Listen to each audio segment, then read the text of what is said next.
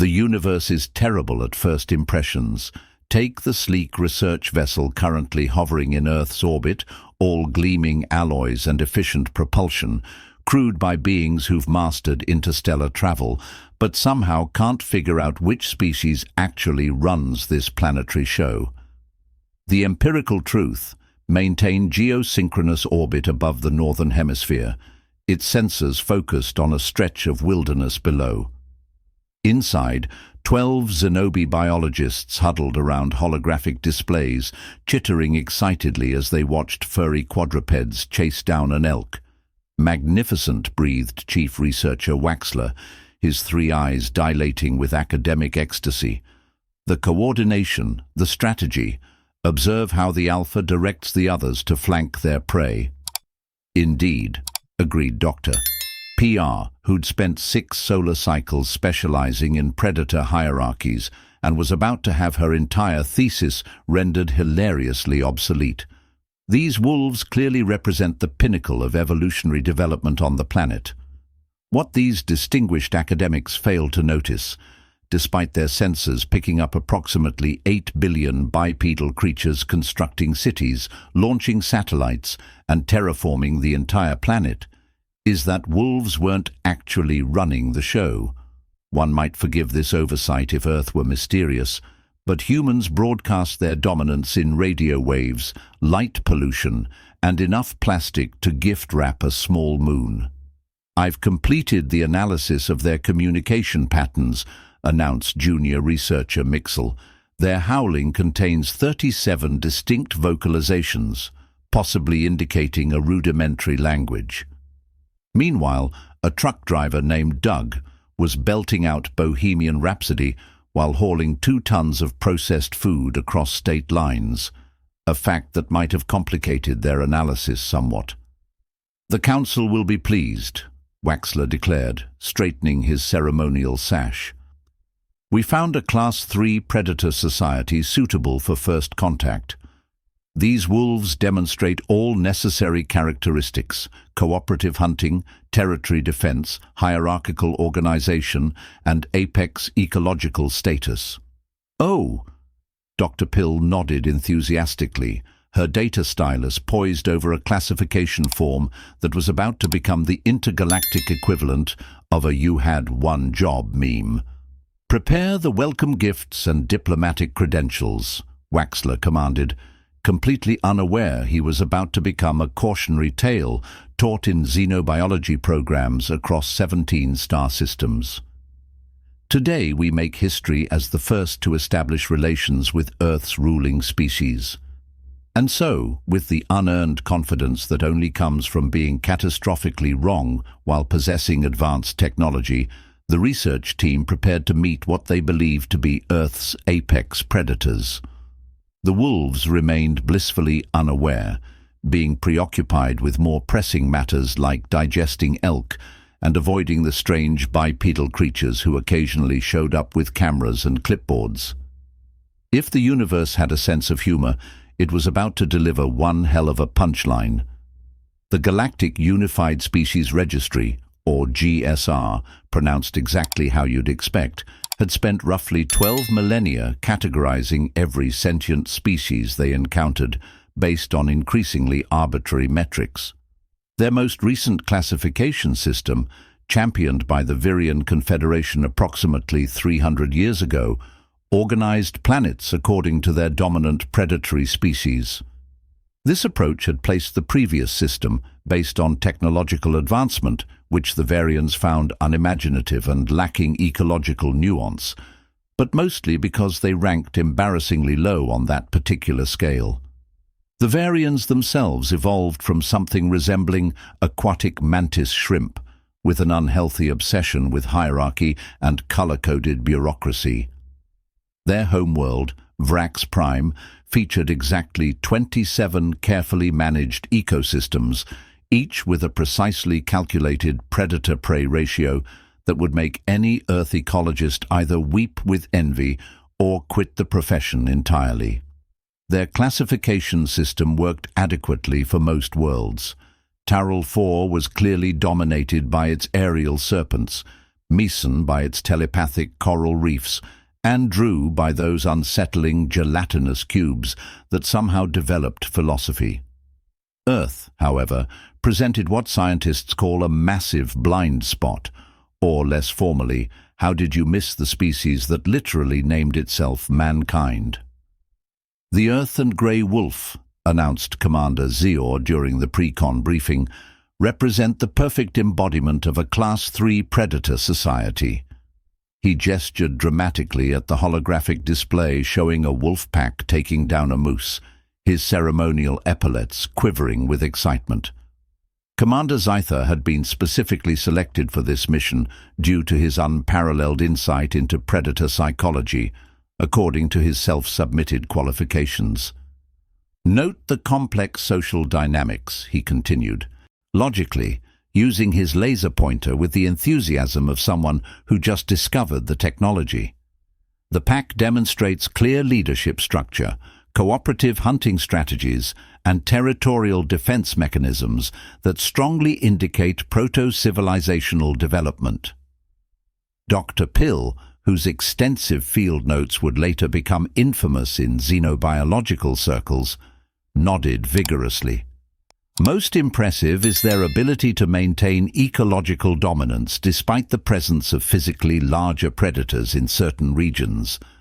The hologram shifted to show a grizzly bear ambling through a meadow, completely unaware it was being classified as ecologically inferior to its canine neighbors. What nobody aboard the Empirical Truth bothered to consider was that perhaps the creatures constructing thermonuclear weapons, space stations, and reality television might actually rank higher on the predatory scale than animals that, while admittedly majestic, were also regularly tracked with radio collars by the aforementioned bipeds. The Virion data algorithms, programmed to identify apex predators based on hunting efficiency, pack coordination, and ecological impact, had somehow overlooked the species that had hunted several others to extinction, primarily for decorative purposes. This oversight would eventually necessitate a complete rewrite of the GSR handbook, with a humbling new chapter titled Anthropocentric Blind Spots in Apex Predator Identification. "We have selected the optimal contact location," announced the ship's navigational officer, bringing up a topographical map. This region, designated Yellowstone by the indigenous wolf dialect we've partially decoded, contains several well-established pack territories with minimal interference from other species. The minimal interference they detected conveniently overlooked the millions of tourists, dozens of rangers, and extensive infrastructure built by those peculiar bipeds that kept showing up in their observation data. "Prepare the contact party," Commander Zythor ordered, adjusting his diplomatic sash embroidered with the 43 symbols representing peaceful scientific inquiry. "Bring the ceremonial meat offerings and the universal translator calibrated to canid vocal patterns. Today, we welcome Earth's wolves into the galactic community." The 12-member contact team began assembling their equipment with the precision of scientists who truly believed they were about to make first contact with the planet's dominant species rather than animals that occasionally got shooed away from campgrounds by annoyed hikers. "This will undoubtedly be the most significant xenical breakthrough since the aquatic hive mind of Europa," Commander Zythor declared, blissfully unaware that his career was about to take a trajectory similar to that of a meteorite entering Earth's atmosphere, briefly brilliant before burning up completely. The Empirical Truth's landing module touched down in a secluded valley of Yellowstone National Park at precisely 3:47 local time, selected specifically to avoid what the aliens had classified as non-dominant species activity periods. The module, designed to blend harmoniously with natural environments, resembled nothing so much as a giant metallic egg covered in blinking lights, about as inconspicuous as a disco ball at a funeral. "Atmospheric composition within acceptable parameters," announced First Contact Environmental Specialist Qual, taking a deep breath of Earth air and immediately developing what future xenobiologists would classify as pine pollen allergies. His dignified scientific demeanor was somewhat undermined by the subsequent sneezing fit. "Commander!" Movement detected 2 kilometers northeast, reported Security Officer Tekma, pointing toward a ridge where a small wolf pack had begun their morning hunt. "The dominant species appears to be tracking herbivorous prey." The team watched, enraptured, as the wolves coordinated their approach on a small herd of elk. The aliens' observation equipment captured every detail of the hunt: the strategic positioning, the patient stalking, the coordinated rush. None of them noticed the Ford Ranger with National Park Service emblazoned on its side, pulling up behind a copse of trees roughly half a kilometer away. "Magnificent," breathed Dr. Pill. "Their hunting efficiency exceeds 92% of classified predator species in the GSR database." As the research team continued their observations, Park Ranger Alex Cortez was radioing back to headquarters with considerably less scientific eloquence. "Yeah, Charlie, I'm not making this up. There's some kind of, I don't know, giant metal egg thing with lights. And what looks like—" "Hang on." Alex squinted through binoculars. "Either I'm hallucinating, or there are a bunch of giant praying mantis-looking things in weird clothes setting up equipment." "Have you been drinking the water from Alha Creek again?" came the crackled response. "Very funny. I'm going to check it out. If I don't radio back in 20, send everyone, and maybe call whoever handles this sort of thing. NASA, Men in Black, I don't know." Alex approached cautiously, service pistol holstered but hand resting near it, making just enough noise to avoid startling whatever these creatures were. This considerate approach was interpreted by the aliens' behavioral algorithms as submissive territorial acknowledgement. "Commander!" hissed junior researcher Mial. "We have contact with a non-wolf entity. Preliminary analysis suggests it may be a symbiotic species, or perhaps a domesticated servant of the wolves." Commander Zythor turned his 3 primary eyes, widening as he observed the approaching biped. "Fascinating. The dominant wolves have trained auxiliary species to perform menial tasks. Note the primitive covering materials and rudimentary tool belt." Alex stopped about 10 meters from the group, wondering if those language classes in college might finally prove useful before settling on humanity's universal greeting. Hello there." The alien's universal translator, calibrated for canid vocalizations, interpreted this as termity acknowledged. Status query submission indicator. "The servant species communicates," exclaimed Dr. Pill, hastily adjusting her recording equipment. "It appears to be announcing our presence to its wolf masters while establishing its subordinate rank." Commander Zythor stepped forward with dignity, performed the Virian greeting gesture, which, to human eyes, looked alarmingly like someone preparing to attack, and spoke clearly. "We come in peace to establish relations with your wolf masters. Humble servant creature, please inform them that representatives of the Galactic Unified Species Registry wish to acknowledge their status as Earth's dominant predators." The translator converted this into what it believed was appropriate human language. "Peaceful intent. Seeking wolf leaders. You take us to your masters." Alex stared, mouth slightly open, before reaching slowly for the radio. "Charlie, you're going to want to call everybody, and I mean everybody. The servant appears to be summoning the wolf representatives." "Noted," Security Officer Tekma replied with satisfaction. "First contact protocols are proceeding exactly as the manual predicted." Meanwhile, the actual wolves, having successfully taken down an elk, were completely unaware that they had just been diplomatically recognized as Earth's ruling species, a status they would have probably appreciated more if translated into additional elk. The first hint that the Virian research team might have catastrophically misunderstood Earth's species hierarchy came when Alex pulled out a smartphone and started taking pictures. The device, unremarkable by human standards, but positively revolutionary to aliens who believed they were dealing with a wolf's-trained assistant, caused an immediate ripple of confusion among the research team. "A servant creature appears to be using an electronic device," observed Dr. Pill, her voice betraying the first tremor of uncertainty, "perhaps to document our arrival for the wolf leadership." Alex, meanwhile, was juggling between taking photos for what would undoubtedly become the most viewed social media post in history and maintaining radio contact with headquarters. "I repeat, Charlie, we've got actual extraterrestrials in the northeast meadow. They're talking some gibberish about wolves being in charge. I think they want to meet with the wolves, like diplomatically." The static-filled response: "Backup is 15 minutes out. FBI and military have been notified. Try not to start an interstellar incident before they arrive."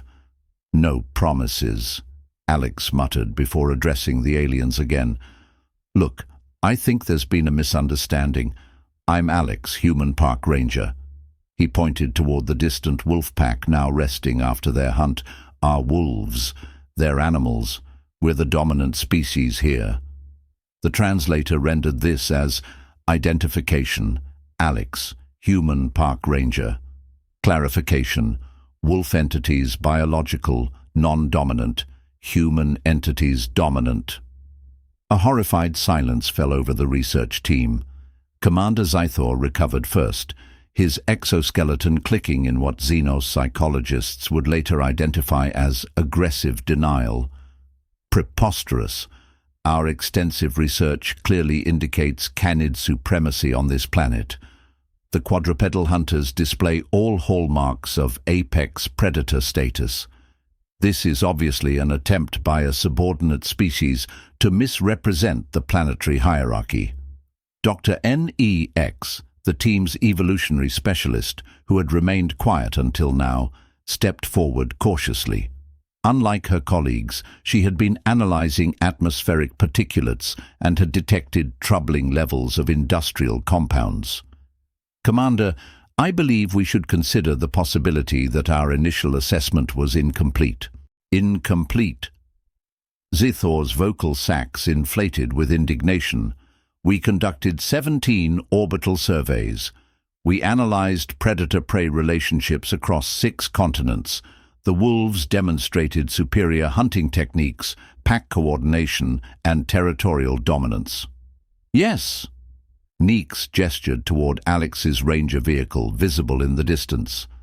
"The bipeds appear to have constructed powered transportation devices, communication technology, and complex societal structures, indicated by the uniform and identification symbols." The sound of approaching vehicles interrupted the increasingly heated scientific debate. 3 more Ranger SUVs emerged from the forest road, followed by 2 black government vehicles with tinted windows. The research team's security officer, Tekmar, immediately assumed a defensive post. "The subordinate creatures are gathering in concerning numbers," he reported, activating his protective shield. "Shall I prepare defensive countermeasures?" "Stand down," ordered Dr. Neemvex with more authority than her position technically allowed.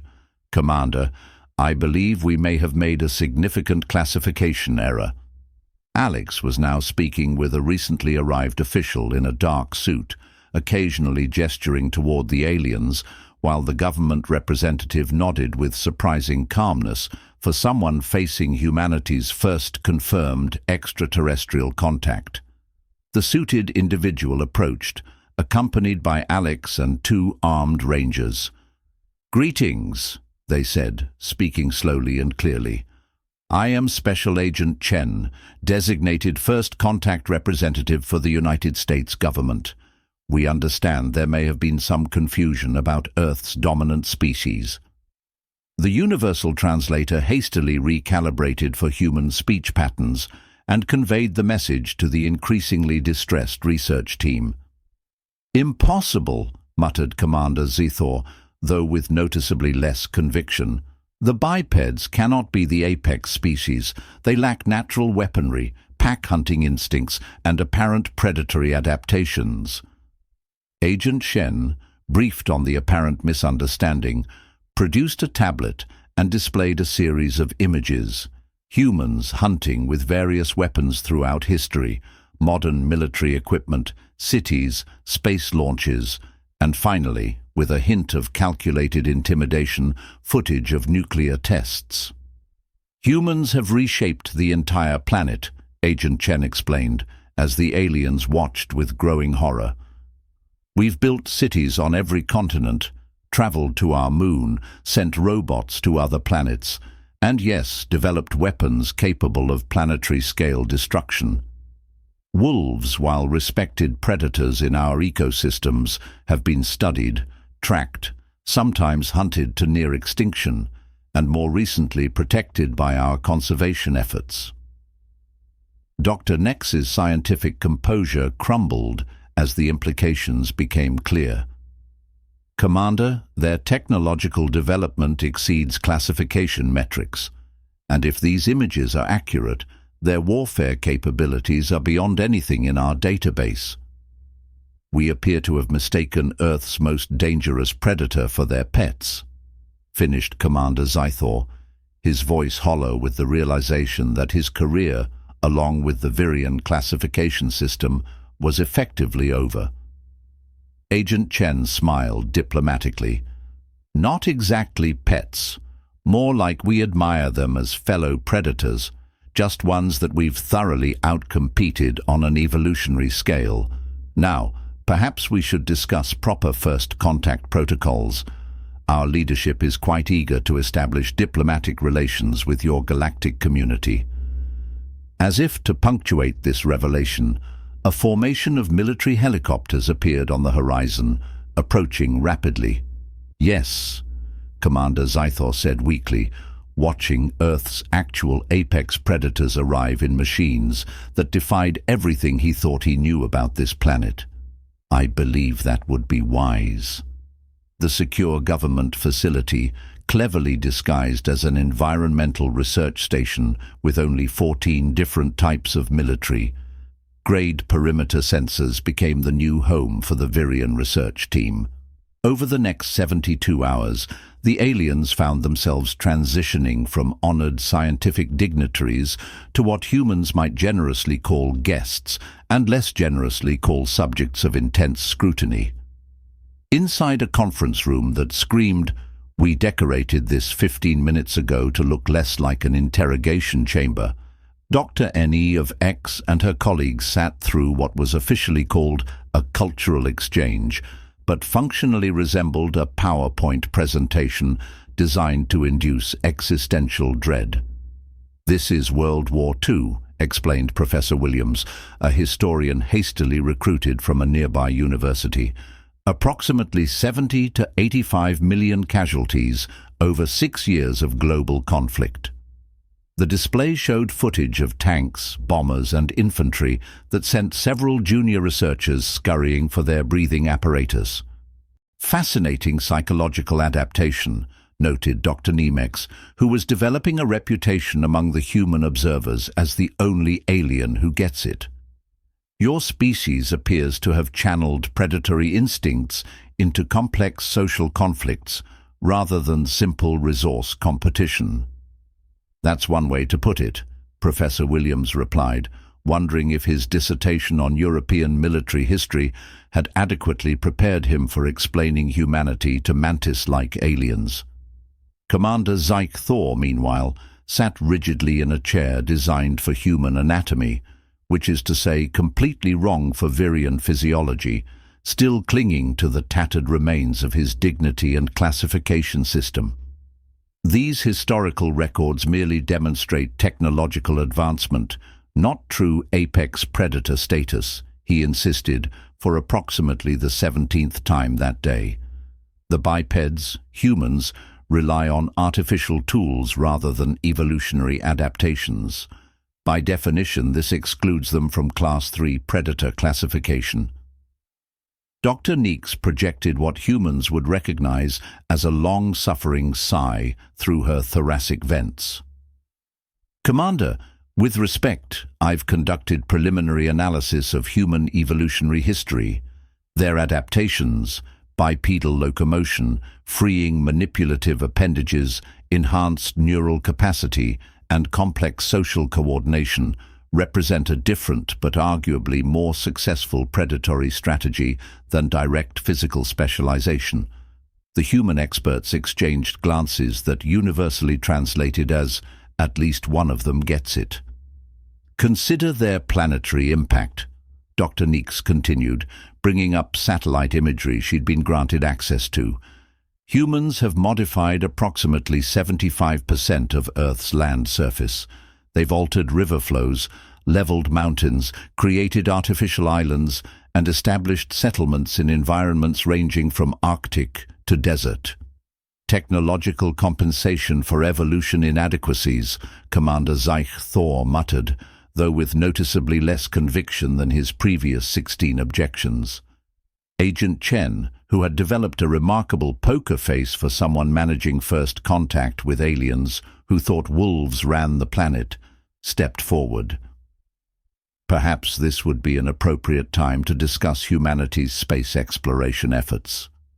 The subsequent presentation on everything from the Apollo missions to the International Space Station to Mars rovers elicited the virion equivalent of jaw-dropping from the research team. Even Commander Zeich Thor's antennae drooped in reluctant acknowledgement. "Your species has established presence beyond your planetary boundary," he asked, his voice hollow with the implications. "Without developing biological adaptations for vacuum survival, we build machines that extend our capabilities," explained Dr. Kapoor, the hastily summoned NASA representative. "Our bodies evolved for Earth's conditions, but our minds evolved to overcome such limitations through technology." Dr. Neeks's scientific excitement was barely containable. This represents an entirely new classification paradigm. Traditional predator evolution focuses on biological specialization, but humans demonstrate cognitive adaptation as the ultimate predatory trait. You've essentially transcended the constraints of physical evolution. Commander Zeika's eye stalks retracted slightly, a virion expression of deep discomfort. Such capabilities fall outside established GSR parameters. The Confederation has no precedent for a species that hunts not just with their bodies, but with their minds, suggested Agent Chen smoothly, for predators who can adapt to any environment, not through evolution, but through invention, for a species whose hunting grounds now extend beyond their own planet. A heavy silence fell across the room, broken only by the scratching sounds of Dr. Neeks's enthusiastic note-taking. "Perhaps," Commander Zeich Thor finally conceded with obvious reluctance, "our understanding of predator classification requires minor revisions." Dr. Neeks's antennae quivered with scientific excitement. "Not minor, Commander. Revolutionary. Humans haven't just adapted to their environment. They've adapted their environment to themselves. They don't simply hunt prey, they reshape entire ecosystems. They don't merely compete with rivals, they systematically outcompete them across all environmental niches." Professor Williams coughed uncomfortably. "We do have conservation programs now, after driving multiple species to extinction," Dr. Neeks pointed out with scientific bluntness, "including, I understand, nearly eliminating wolves from large portions of your habitat before deciding to protect them." Commander Zeich Thor's exoskeleton made a sound like cracking ice as he slumped in his uncomfortable chair. "The Confederation will never believe this." Commander Zeich Thor's dignity, much like his career prospects, was hovering somewhere between catastrophically damaged and extinct. But he wasn't going down without one final desperate attempt to salvage the situation. After 3 days of increasingly undeniable evidence that humans dominated Earth's ecosystem, he played his last card. "I propose a direct comparative assessment," he announced during the morning briefing, straightening his increasingly rumpled ceremonial sash. The Virian classification system recognizes practical demonstration as the ultimate arbiter of predatory status. Agent Chen exchanged glances with Dr. Kapur. "You want a competition?" "A controlled observational comparison," Commander Zyke Thor clarified with wounded professional pride, "between wolf hunting methodologies and human hunting practices. If your species truly represents the apex predator of this planet, such a demonstration should provide conclusive evidence acceptable to the Confederation." Dr. Neeks's antennae twitched with what the human scientists had learned to recognize as scientific excitement. "An excellent proposal, Commander. Empirical field testing would satisfy classification protocols." 24 hours later, the Virian research team found themselves at a military training facility that absolutely did not officially exist, observing what could only be described as the most bizarre comparative hunting demonstration in Earth's history. "Phase 1, Natural Hunting Techniques," announced the demonstration coordinator, a former Special Forces instructor who'd been promised he could write any memoir he wanted after retirement if he just handled this situation with a straight face. On one large display, the aliens watched wildlife footage of a wolf pack tracking, surrounding, and bringing down an elk with coordinated precision. "Magnificent pack coordination," noted Commander Zyke Thor, a hint of his former confidence returning. "Observed the strategic positioning, communication through body language, and specialized roles within the hunting unit." "Now, human persistence hunting," the coordinator continued. The adjacent screen showed footage of indigenous hunting, tracking an antelope across the African savanna, following it for hours until the animal collapsed from exhaustion. "Crude but effective," Commander Zyke Thor conceded reluctantly, though lacking the elegant efficiency of wolf pack tactics.